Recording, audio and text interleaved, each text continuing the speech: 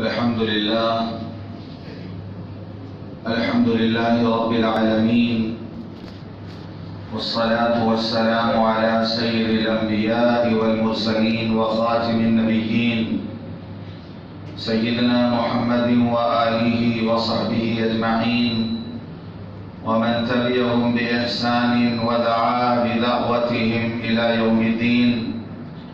أما بعد، عن أبي هريرة رضي الله عنه قال: قال رسول الله صلى الله عليه وسلم: من يأخذ عني هذه الكلمات فيعمل بهن أو يعلم من يعمل بهن. قال أبو هريرة: قلت أنا يا رسول الله، فأخذ بيدي فأدى خمسا: اتق المحارم تكن أعبد الناس، وارض بما قسم الله لك تكن أغنى الناس، وأحسن إلى جارك تكن مؤمنا، وأحب للناس ما تحب لنفسك تكن مسلما، ولا تكسر الزحف فإن كسرة الزحف تميت القلب، أو كما قال عليه الصلاة والسلام. رواه الترمذی. محترم بزرگوں، دوستوں اور دینی بھائیوں، ابھی میں نے جو حدیث آپ کے سامنے پڑھی ہے، رمضان مبارک میں بھی ایک دو جمعے اس حدیث کے متعلق کچھ باتیں آئی تھیں، کچھ باتیں رہ گئی تھیں، تو بقیہ مضمون کا بتانا آج کا مقصد ہے کہ حضور پاک صلی اللہ علیہ وسلم نے ارشاد فرمایا. حضرت ابو ہریرہ رضی اللہ عنہ فرماتے ہیں کہ آپ نے میرا ہاتھ پکڑ کر ارشاد فرمایا: اتق المحارم تکن عبد الناس، کہ تم حرام سے بچ جاؤ، عبادت گزار بن جاؤ گے.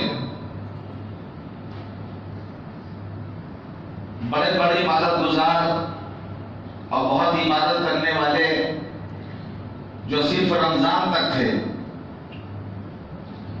رمضان کے جانے کے بعد بڑی عبادت کرنے والے، تہجد پڑھنے والے، تلاوت کرنے والے، رات رات تک جاگنے والے،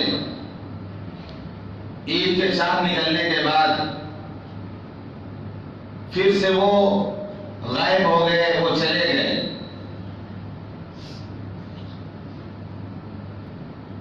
رمضان کا اثر پورے سال پڑنا چاہیے، رمضان کا اثر پورے سال ہونا چاہیے. یہ تاثیر ہے رمضان کی کہ رمضان گزرنے کے بعد اس کی تاثیر پورے سال ہو، اور حج کی تاثیر پوری زندگی. رمضان کی تاثیر پورے سال اور حج کی تاثیر پوری زندگی، کہ حج کرنے کے بعد زندگی میں تبدیلی آ جائے. حج کرنے کے بعد انسان بدل جائے، جو کمیاں اس میں تھی یا جس گناہ میں وہ مبتلا تھا، غلط کاموں میں مبتلا تھا، پوری زندگی کے اس کو چھوڑ دے. وہ یعنی حج کا اثر پوری زندگی میں پڑنا چاہیے، اور رمضان کا روزہ اس طرح رکھے، وہ اس طرح عبادت کرے وہ کہ پورے سال اس کا اثر ہونا چاہیے. ہر سال رمضان آتا ہے جاتا ہے، جس کی جو عمر ہو گئی وہ روزہ رکھ رہا، وہ عبادت کر رہا، لیکن دیکھنے میں بات آتی ہے کہ رمضان کے جانے کے بعد ہماری زندگی پھر پہلے ہی جیسی ہو جاتی ہے، اور ایسا لگتا ہے کہ ہم نے رمضان سے کوئی فائدے نہیں اٹھایا.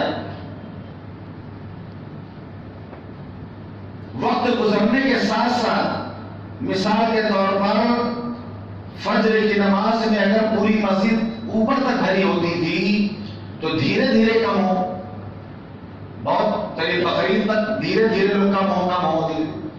مسئلہ یہاں یہ ہے کہ بس عید ہو گئی اب اتنا مسجد خالی ہو جائے گی. یہ بہت بہت سوچنے والی بات ہے.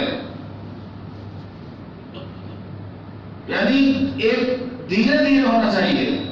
آدمی ہو سکتا ہے غفلت کا شکار ہو جائے، لیکن یہاں تو ہم نے ابھی طے کر رکھا ہے کہ ہمیں رمضان ہی میں صرف عبادت کرنی ہے. بس رمضان کا لحاظ، رمضان میں عبادت کی نیت، اس کے بعد کی نیت ہم نے کی نہیں ابھی تک. یہی نہیں، بہت سے لوگ ایسے ہیں جو رمضان میں بہت عبادت کر رہے تھے، خوب قرآن کی تلاوت کرتے تھے، رات بھر جاگتے تھے، تہجد پڑھتے تھے، لیکن اب وہ رمضان کے جانے کے بعد نماز نہیں پڑھیں گے. رمضان کے جانے کے بعد اب وہ تلاوت نہیں کریں گے. اور بعض وہ ہیں جو ایسے بھی پورے سال آپ کو مسجد میں دعا کرتے مل جائیں گے. بعض لوگ ایسے ملیں گے جو عصر سے لے کر مغرب تک تسبیح پڑھتے ہوئے مل جائیں گے، دعا کرتے ہوئے مل جائیں گے، لیکن وہی لوگ فجر کی نماز میں نہیں ملیں گے آپ کو. یعنی روزانہ ان کا وقت عصر سے مغرب تسبیح پڑھنے میں گزرے گا مسجد میں، لیکن وہ فجر کی نماز نہیں پڑھتے، کیونکہ عادت پڑی ہوئی ہے ہماری عادت. یعنی ہم نفس کے تقاضے کو نہیں چھوڑ سکتے. عام طور پہ بات مشاہدے میں آتی ہے کہ آدمی 4 وقت کی نماز کا بہت پابند ہے، 5ویں نماز کا پابند نہیں ہے. انسان ہے، ضرورت پڑ سکتی ہے، حاجت ہو سکتی ہے، ہو سکتا ہے کبھی ناکا ہو جائے، لیکن کبھی نہ آئے ہو فجر کی نماز پورے سال کبھی پڑھنے نہ آئے ہو. یہ سب سے باہر ہے. یعنی پھر ہم نے یہ طے کر رکھا ہے کہ ہم اپنے آرام کو نہیں چھوڑیں گے. ہم اپنے آرام کو نہیں چھوڑیں گے. اب اس کے بعد وہ نماز کے بعد لمبی لمبی دعائیں مانگے، وہ تسبیحات پڑھے، وہ تلاوت کرے، لیکن اگر وہ کبھی فجر کی نماز نہیں پڑھتا تو وہ اپنے آرام کو چھوڑنا نہیں چاہ رہا، اپنے نیند کی قربانی نہیں دینا چاہ رہا ہو. تو ایسے بھی لوگ آپ کو ملیں گے. اور ایسے تو بہت ہیں جو صرف 4 وقت میں نمازی ہیں. 4 وقت کے 4 وقت بہت پابندی سے نماز پڑھتے ہیں، لیکن 5 وقت کے نہیں ہے. وہ رمضان میں اگر فجر پڑھ لیتے ہیں تو ظہر میں نظر نہیں آئیں گے. یعنی رمضان میں اگر سحری ہوتے ہیں، کیونکہ رمضان میں سحری کے بعد فجر پڑھنا آسان ہے، تو ظہر کی نماز نہیں پڑھیں گے. وہ سو رہے ہیں زہر میں. فجر پڑھنے کے بعد ظہر میں گئے، کیونکہ وہ سوتے ہیں تو وہ ظہر نہیں اٹھتے تھے. یعنی ہم اپنی نیند کی قربانی دینے کو تیار نہیں ہیں. تو بڑے بڑے عابد عبادت گزار جو بنے ہوئے تھے، جس دن رمضان کے حد تک روزہ 1 مہینے کے لیے آتا ہے، نماز پوری زندگی فرض ہے. روزہ رمضان میں فرض ہے، 1 مہینے فرض ہے، تو نماز پوری زندگی کے لیے فرض ہے. تو ہمیں رمضانی مسلمان نہیں بننا، ہمیں ربانی مسلمان بننا ہے. رب والا، اللہ سے محبت کرنے والا، اللہ سے تعلق جوڑنے والا، اللہ کے احکام پر چلنے والا. 1 دن 2 دن کے لیے نہیں، ہفتے 2 ہفتے کے لیے نہیں، مہینے 2 مہینے کے لیے نہیں، پوری زندگی کے لیے. وَمَحْيَا وَمَمَاتِي لِلَّهِ رَبِّ الْعَالَمِينَ. ہماری زندگی، ہماری موت، ہمارا جینا، ہمارا مرنا سب اللہ رب العالمین کے لیے. ہمیں ایسا مسلمان بننے کے لیے کہا گیا ہے. یہ موسم کی عبادت اللہ کو نہیں چاہیے. لگتا ہے کوئی موسم ہے، جیسے برسات کے موسم میں برسات ہو جاتی ہے، جاڑے کے موسم میں جاڑا پڑ جاتا ہے، گرمی کے موسم میں گرمی. ایسی رمضان کی عبادت کا موسم ہوتا ہے، اور موسم چلا گیا تو مسلمان بھی چلے گئے. تقوی رمضان پر، رمضان گیا تو تقوی بھی گیا. یہ تو ٹریننگ ہے، 1 مہینے ٹریننگ دی گئی کہ اب جو باقی زندگی اسی طرح تقوی گزارنی ہے. فرمایا اتق المحارم تکن اعبد الناس، حرام سے بچ جاؤ، سب سے بڑی عبادت گزار بنو گے۔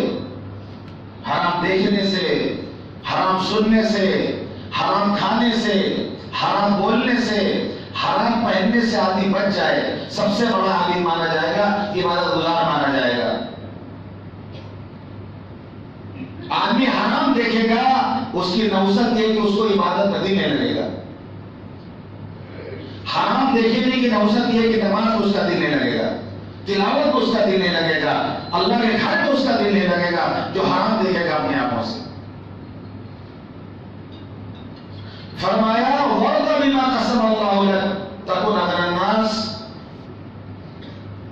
اللہ نے جو تمہاری قسمت میں لکھ دیا ہے اس پر راضی ہو جاؤ، سب سے بڑے مالدار بن جاؤ گے، سب سے بڑے مالدار بن جاؤ گے، کہ اللہ نے جو ہمارے مقدر میں لکھ دیا اس پر راضی ہیں۔ اور اس کے آگے آپ نے فرمایا وَأَحْسِنْ إِلَىٰ جَارِكَ تَكُنْ مُؤْمِنًا، پڑوسی کے ساتھ اچھا سلوک کرو، مومن بن جاؤ گے۔ ارے مولانا کیا بات کر رہے ہیں؟ نماز روزے کی بات کریے، تلاوت تہجد کی بات کریے، یہ کیا بات کر رہے ہیں؟ دین نماز کا نام ہے، دین روزے کا نام ہے، دین تلاوت کا نام ہے۔ جو لمبی لمبی رکعتیں پڑھتا ہو، تلاوت کرتا ہے، وہ مومن ہوتا ہے۔ یہ پڑوسیوں سے کیا ہوتا ہے؟ یہ پڑوس کہاں سے بیچ میں آ گیا؟ یہ پڑوسی کا تذکرہ کہاں سے بیچ میں آ گیا؟ یہ تو معاملات ہمارے ہیں، یہ تو دنیا داری کی باتیں ہیں۔ ہم جس طرح چاہے پڑوسی کے ساتھ رہیں، ہم چاہے اس کو مانیں، چاہے اس پر ظلم کریں، چاہے اس کا ہوا پانی بند کر دیں، چاہے اس کو ستائیں، چاہے اس کی زمین ہڑپ کر لیں، غصب کر لیں، اس کا مال ہم کھا جائیں، یہ تو دنیا داری کی باتیں ہیں۔ اس سے ایمان کا کیا تعلق ہے؟ کیونکہ ہم نے دین کو مسجد تک محدود کر رکھا ہے کہ مسلمان ایمان والا وہ ہے جو نماز پڑھتا ہے، تلاوت کرتا ہے، یہ پڑوسی کے ساتھ اچھا سلوک کرنا۔ لیکن حضور پاک صلی اللہ علیہ وسلم کیا آپ پر ہمارے ماں باپ قربان، آپ بتا رہے ہیں وَأَحْسِنْ إِلَىٰ جَارِكَ، احسان کرو، اچھا سلوک کرو اپنے پڑوسی کے ساتھ، تَكُنْ مُؤْمِنًا، تم مومن بن جاؤ گے۔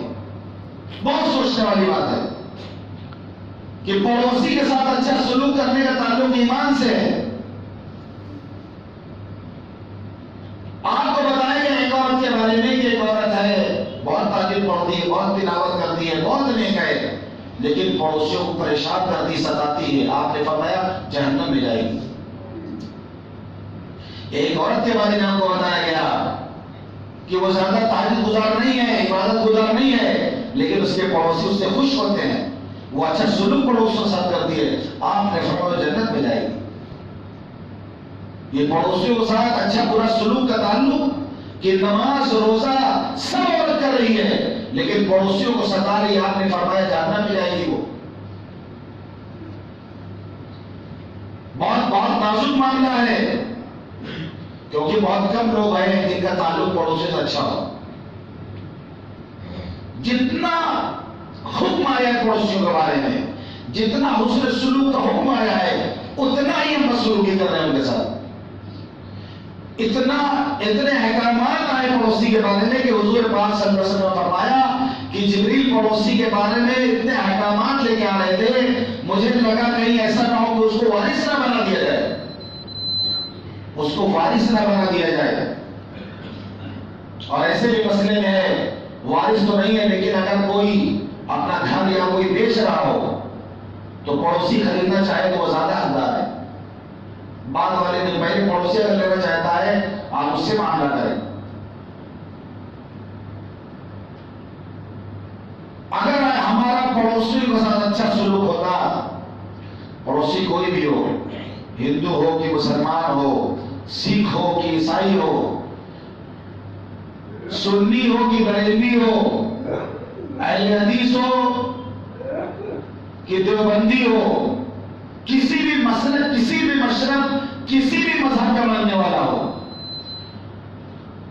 اس کا جواب اس کو اللہ کو دینا ہوگا. یہ اللہ کا معاملہ ہے، کس مذہب کا ہے، کس مسلک کا ہے، کس مشرق کا ہے، غلط ہے کہ صحیح ہے، جس پر عمل کرنا ٹھیک ہے کہ نہیں ٹھیک، اس کا جواب اس کو دینا پڑے گا. لیکن اگر ہمارا پڑوسی بھوکا سوتا ہے، اس کا جواب ہمیں اللہ کا دینا پڑے گا. آپ نے فرمایا لا یؤمن من یشبع وجارہ جائع الی جنبہ، وہ مومن نہیں ہو سکتا جو پیٹ بھر کر کھانا کھا لے اور اس کا پڑوسی بھوکا سو جائے. وہ مومن نہیں ہو سکتا جو خود پیٹ بھر کھانا کھا لے، خود اچھے سے اچھا کھا. اتنی تاکید آئی ہے، اتنا لحاظ سکھایا گیا ہے مسلمانوں کو پڑوسیوں کے بارے میں کہ کھانا بناؤ تو اس بات کا خیال رکھو کہ تمہارے کھانے کی خوشبو پڑوسی کے گھر میں نہ جائے.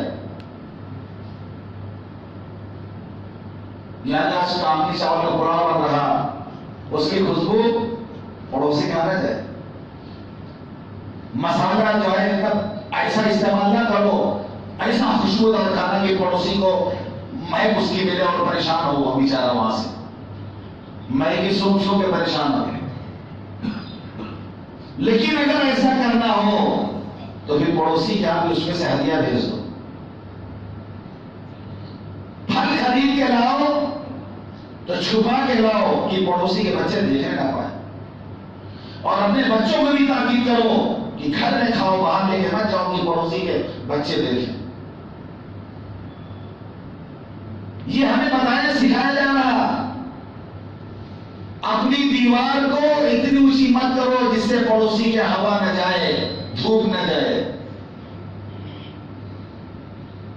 ابھی تو اتنا سڑا سڑا یہ بلڈنگ بن رہی ہے کہ سامان ہم بڑا کے لے دے دیجیے. سب کھڑکی سے تبادلہ کر لیجیے، سامان کا بات کر لیجیے بغیر موبائل کے، کھڑکی پہ آ کر کے آرام سے. اور مردے کی جو بندیوں کی ہر بلڈنگ میں تو اللہ ہی کہیں گے سب کو مرنا ہے، سب کو مرنا. ایسا نہیں کہ باڑی والا جو اس کو نہیں مرنا یا جو پروموٹر اس کو نہیں مرنا، سب کو مرنا ہے. اس پیر خانے کی جو بلڈنگیں ہیں سب سے زیادہ درگت جو ہوتی ہے بندی مردے کی بنتی ہے.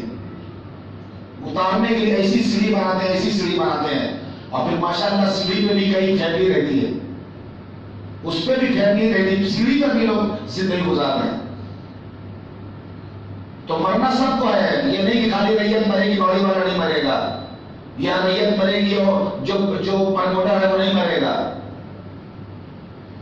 بہت افسوس کی بات ہے. یعنی ہمیں جو تعلیم دی گئی ہے اس کو ہم نے دنیا کی سمجھ رکھا ہے کہ بلڈنگ بنانا، گھر بنانا یہ سب دنیا داری کی باتیں ہیں.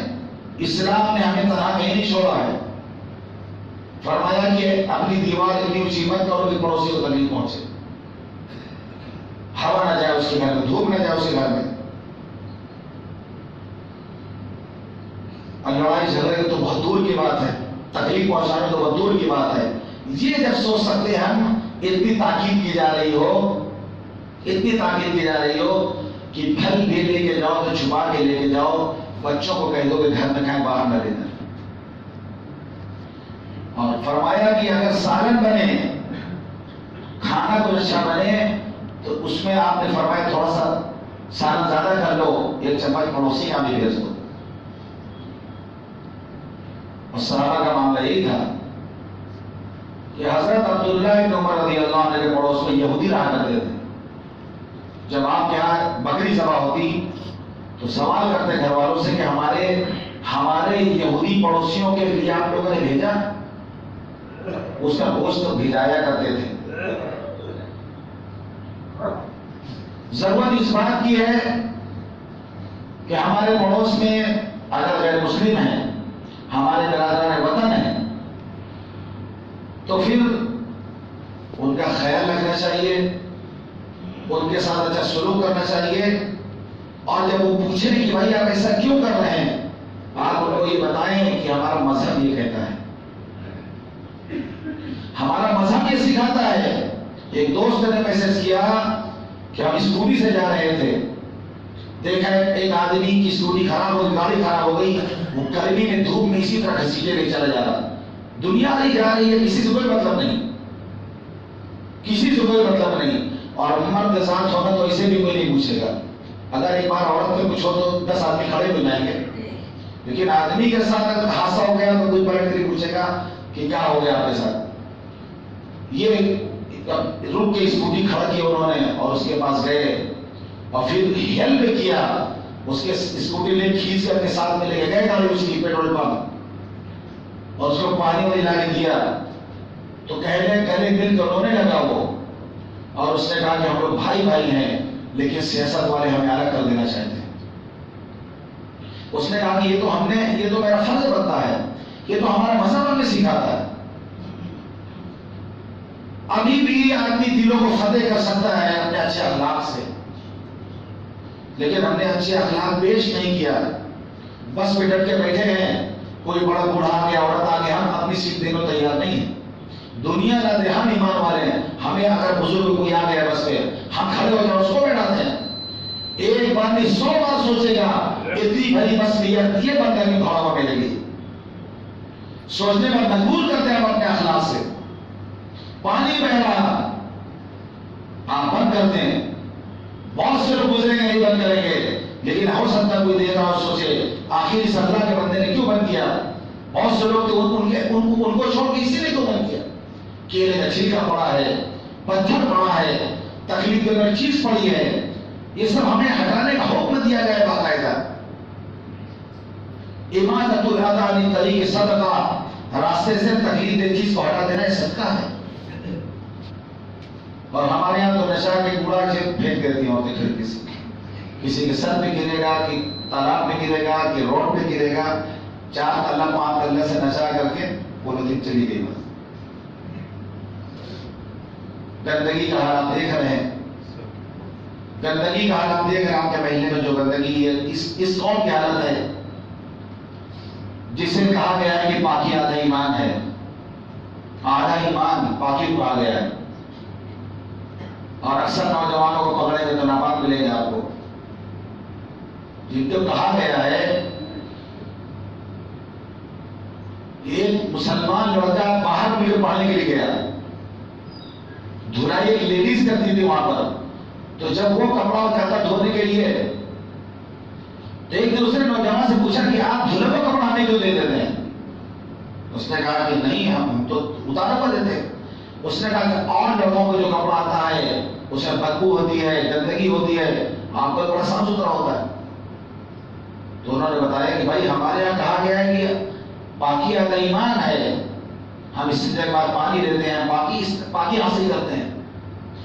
کلمہ پڑھ کے مسلمان ہو گئی صرف اس اخلاق کو دیکھ کر کے، اس بات کو دیکھ کر کے خالی. تو ہمارا مذہب جو ہمیں سکھاتا ہے، اگر آپ چھوٹی چھوٹی باتوں پر دھیان دینے لگے تو آپ کی سوچنے پر مجبور ہو جائے گا. فرمایا وَأَحْسِنْ إِلَىٰ جَارِكَ تَكُنْ مُؤْمِنًا، پڑوسی کے ساتھ اچھا سلوک کرو، مومن بن جاؤ گے. تو ایمان کا تعلق ہے پڑوس سے، ہم اس دھوکے میں نہ رہیں. ایمان کا تعلق ہے پڑوس سے. آپ نے قسم کھا کے فرمایا واللہ لا یؤمن، واللہ لا یؤمن، واللہ لا یؤمن. قیل من یا رسول اللہ؟ قال من لا یأمن جاره بوائقه. قسم کھا کے 3 مرتبہ، ایک مرتبہ نہیں 3 مرتبہ قسم کھا کے فرمایا قسم خدا کی وہ مومن نہیں، قسم خدا کی وہ مومن نہیں، قسم خدا کی وہ مومن نہیں. صحابہ نے پوچھا اللہ کے رسول کون مومن نہیں ہے؟ آپ نے فرمایا جس کی زبان کی زیادتیوں سے اس کا پڑوسی محفوظ نہ ہو، جس کی شرارتوں سے اس کا پڑوسی محفوظ نہ ہو. تو ایمان کا تعلق ہے پڑوسی کے ساتھ. فرمایا جو کسی کی زمین، ایک بالش سے زمین جبرن چھین لے گا، قبضہ کر لے گا، ایک بالش سے زمین کسی پڑوسی کی کسی کے دبا لے گا. عام طور پر پڑوسی زمین آگے دباتا ہے. ایک بالش سے زمین ناجائز اس نے قبضہ کر لیا، گھر بنا لیا، کل قیامت کے دن 7 زمین اور 7 آسمان کا توق اس کے گہرے میں لٹکایا جائے گا. 7 زمین 7 آسمان کا وزن اس کے گلے میں لٹکایا جائے گا. آپ نے فرمایا جس نے کسی کے ہاتھ جھوٹی قسم کھا کے لے لیا وہ جنت میں نہیں جائے گا. صحابہ نے پوچھا اللہ کے رسول چاہے معمولی چیز کیوں نہ ہو؟ آپ نے فرمایا چاہے پیلو کی مسواکی کیوں نہ ہو، اس کو بھی اگر اس نے جھوٹی قسم کھا کے لے لیا تو پڑوسیوں کے ساتھ ہمارا اچھا سلوک ہونا چاہیے. یہ برادران وطن ہمارے پڑوسی ہیں، ان کے ساتھ بھی ہمارے اچھا سلوک ہونا چاہیے. دکان اگر بغل میں دکان ہے تو ہمارا پڑوسی ہے، گھر بغل میں تو ہمارا پڑوسی ہے. یہاں تک کہ اگر ہم ٹرین سے سفر کر رہے ہیں جو لوگ ہمارے ساتھ ہوتے ہیں وہ بھی ہمارے پڑوسی ہوتے ہیں کہ جتنی دیر ہم سفر میں رہیں گے ہم اپنے پڑوسی کو آرام پہنچائیں گے. سفر میں آدمی عام طور پر اس کا خیال نہیں رکھتا ہے، لڑائی جھگڑا کر لیتا ہے سیٹ اٹھ کے لے کر کے. جبکہ جہاں ساتھی میں ہے یہ سوچنا چاہیے کہ ہم ابھی لڑائی کریں ہم نہیں چل سکتے. بہار یوپی کا تو ساتھی اسی کے ساتھ جانا ہے. ابھی شرم آتی ہے بھائی لڑائی پہلے کری آپ نے سیٹ کر کے پہلے یہاں نہیں بیٹھنے دیں گے، یہاں ہم ریزرویشن کروائیں، یہاں بیٹھنے نہیں، پیر پھیلا لے گا پورا لمبا ہی تھا، اتنا ٹیسٹ نہیں کرنے دے گا میٹنگ والا کوئی آ گیا تو. آپ مسلمان ہیں، آپ اس کو بھائی یہ بیٹھ جائیے، آپ کیوں کھڑے ہیں؟ رات کو دیکھا جائے گا، ابھی دن آپ بیٹھ جائیے جا کر کے. پھر وہ آپ کی کبھی برائی نہیں کرے گا. اگر آپ نے ایسا کر دیا کبھی سفر میں اور کوئی کہے گا کہ مسلمان بہت خراب لوگ ہیں، وہ برائی نہیں سن سکتا آپ کی. کہے گا نہیں ہم نے دیکھا ہے بہت اچھے لوگ ہوتے ہیں. ہم کریں تو پہلے یہ کام کرنا شروع کریں ہم تو حالات بدلیں گے. ابھی بھی آپ کے ملک میں 70% سیکولر لوگ ہیں، بہت کم لوگ ہیں جن کا دماغ خراب ہوا ہے. ابھی بھی اچھی سوچ رکھنے والے آپ کے ملک میں زیادہ ہیں جو انسانیت کو جانتے ہیں، انسانیت کا درد جانتے ہیں. بس کرنے کی ضرورت ہے. اور بہت بڑا کام نہیں ہے کہ کوئی بہت بڑی میٹنگ ہو، کوئی بہت بڑا جلسہ کیا جائے. جس کو جب موقع ملے اپنے اچھے اخلاق پیش کرنے کا وہاں اس کو چوکنا نہیں چاہیے. جیسے کہ اس سے پہلے میں نے بتایا کہ حضرت مولانا علی نقوی رحمۃ اللہ علیہ بوڑھے تھے، 70-80 سال کی عمر تھی. ایک لیڈیز بوڑھی تھی، اس کی پت اوپر کی تھی، ان کے نیچے کی تھی، اور بغل کے برتن میں نوجوانوں کی تھی. اس نے مولانا کو دیکھا کہ بوڑھے ہیں. جوانوں سے اس نے کہا کہ میری سیٹ چیک کر لیں، مجھے اپر برتھ مل گئی ہے. ان لوگوں نے نہیں بدلا. مولانا نے سنا، مولانا کی بہن میں آپ کی سیٹ پہ چلا جاتا ہوں، آپ میری سیٹ نیچے گرے نہیں. تو جو ساتھ میں خادم لوگ نے کہا حضرت آپ خود بوڑھے ہیں اوپر چڑھنا. تو مولانا نے فرمایا اسلام کا جو نظام اخلاق ہے اس کو پیش کرنے کا موقع کبھی کبھی ملتا ہے. آج اللہ نے موقع دیا ہے تو ہم پیچھے کیوں رہ جائیں؟ اسلام کا اخلاق پیش کریں ہم. اور فرمایا آپ نے وَحِبَّ لِلنَّاسِ مَا تُحِبُّ لِنَفْسِكَ تَكُنْ مُسْلِمًا. جو اپنے لیے پسند کرو وہی اپنے بھائی کے لیے پسند کرو، مسلمان بن جاؤ گے. پڑوسی کے ساتھ آگے مومن بن جاؤ گے. اور یہاں کہا جا رہا جو چیز اپنے لیے پسند کرو وہی اپنے بھائی کے لیے بھی پسند کرو. یہ نہیں کہ میٹھا میٹھا کم اور کڑوا کڑوا تھو. اپنے لیے کچھ پسند، بھائی کے لیے کچھ پسند. بھائی سے مطلب جو ملنے جلنے والے ہیں، جو چیز نہیں پسند آ رہی اس کو دے دے رہے، ہدیہ کر دے رہے ہیں. جو چیز ریجیکٹ ہو گیا ہے تو جو کسی اور کو دے دے رہے ہیں. پنکھا خراب ہو گیا اب نہیں چل رہا تو بھائی آپ لیتے جائیے. یاد ہے کوئی پرانی چیز دے رہا، مثال کے طور پر فریج کہہ رہا بھائی ہم سے لے لیجیے. فریج اگر دے رہا ہے یا کہیں مدرسہ مسجد کہیں کچھ دے رہا پرانی چیز تو یہ سمجھیے کہ اس میں کوئی خرابی ہوگی، نہیں تو نہیں لینے اس کو ضرورت کیا تھی. ہاں اگلا اگر آپ سے کہے گا بھائی ہمیں دے دیجیے تو کوئی حرج نہیں ہے. لیکن آپ کسی کو بولا کہ بھائی اس کو لے جائیے، ہم آپ کو ہدیہ کر رہے ہیں لے جائیے، تو لینے والا سوچنا چاہیے. یہ بہت پردے کی بات ہے، بہت اصول کی بات ہے کہ سوچنا چاہیے کہ آخر اگر اچھی ہوگی تو یہ بدلتا کیوں. ہم لوگ بچوں میں 10-11 साल की उम्र थी, इलाहाबाद में पढ़ते थे। एक दिन जा रहे थे हम लोग, मदरसे में बच्चे जा रहे थे, तो एक होटल वाला बोला कह रहा है दूध खरीद लो 1 रुपये किलो। हम लोग खुद जल्दी जल्दी मदरसा गए और जो है डब्बा पर लेकर, टिफिन का डब्बा जल्दी ले, कोई 4 आना कोई 8 आने का, 1 आधा किलो 1 पाव लेके आ गए सब लोग। पता चला कि 50 बच्चों का ले लिया तो उसका सब दूध खत्म हो गया, पूरा पी गया। अब हम लोग ला के उसको जल्दी से स्टोव रखे, जल्दी से गर्म करने की, तो देखा फट गया। खाली फट ही नहीं गया, फट जाने के बाद भी आदमी खा सकता है उसको, छेना की तरह वो रबड़ हो गया, निकाल के तो रबड़ हो जाएगा, उसके लिए निकला जैसा रबड़।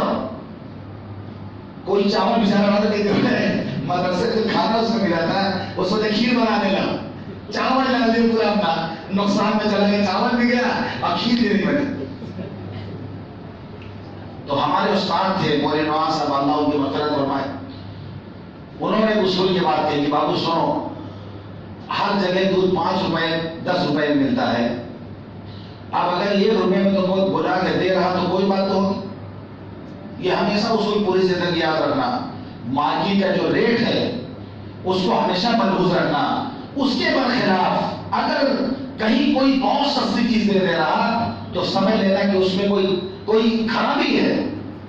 तो ये उसूल आज तक याद है मानना कि फला बाबा बगैर ऑपरेशन के कपड़ा से ऊपर फेर कर पथरी निकाल देता है, तो बेवकूफ बना रहा वो, सारे मेडिकल फेल उसके सामने, सारे डॉक्टर फेल, पता चला असलम बाबा का लाइन लगी हुई है पथरी निकलवाने वालों की।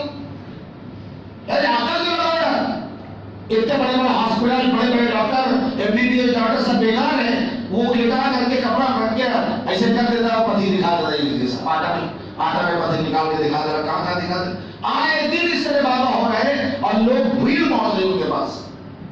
झूठ है, फ्रॉड है, नजर का धोखा है, ये जादूगरी है, नजरबंदी है, क्योंकि जो चीज नारायज है उसको देखना चाहिए आदमी को।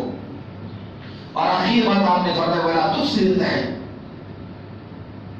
ज्यादा मत हंसा करो, कसरत से वाला तुस्रित है, ज्यादा मत हंसा करो, ये नहीं हंसा ही ना करो, मुंह फुलाए बैठे रहो, हंसी के बाद हंसी ना है। हुजूर पाक सल्लल्लाहु अलैहि वसल्लम साहब जब होते थे तो हंसी के बाद हंसते थे, मुस्कुराते थे। ये कहा गया ज्यादा ना हंसो, बहुत से लोग इतनी जोर हंसेंगे कि पूरा बिखाना सुन ले।